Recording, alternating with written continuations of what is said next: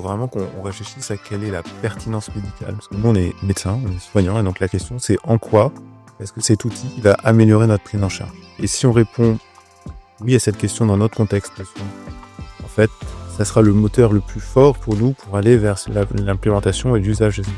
Moi, je fais de la maladie chronique, je fais des cancers du sang, des gens qu'on va suivre pendant des décennies. Donc, j'ai 2 enjeux. Un, leur permettre d'être acteurs de leurs soins, donc les autonomiser le plus possible, leur donner l'information. Donc ça va être la formation que je fais aux patients, ou l'explication que je vais faire aux patients pendant ma consultation. Il a cet outil, que je vais communiquer dedans, que je le nourris de mes comptes rendus, de mes ordonnances.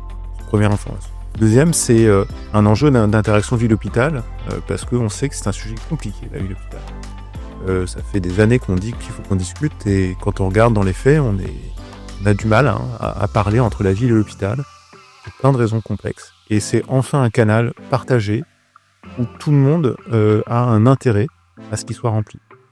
Et donc, moi, ça m'aide dans mes patients, parce que quand je me demande qui est généraliste et que le patient ne sait pas orthographier ou retrouver le nom du généraliste, ou l'infirmière de ville qui va pouvoir s'en occuper, je peux identifier ces professionnels dans le DMP. Donc ça m'aide à passer l'information pertinente au cercle de soins qui est hors de mon périmètre direct, mais qui va être en fait autour du patient en ville. Je pense qu'il y a un vrai enjeu dans la discussion ville-hôpital.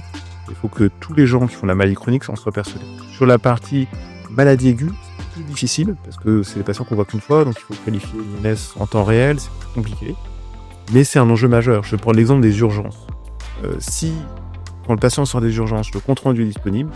Quand il va voir le généraliste, quelques jours après, le généraliste il a les informations nécessaires à poursuivre la prise en charge, à éventuellement rattraper un examen de biologie qui a été demandé à la sortie de l'urgence et non encore récupéré, et à mettre du sens dans la prise en charge et éviter un retour aux urgences.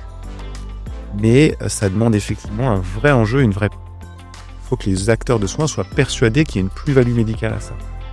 Moi, je pense qu'elle est là, le levier le plus important, c'est la plus-value médicale.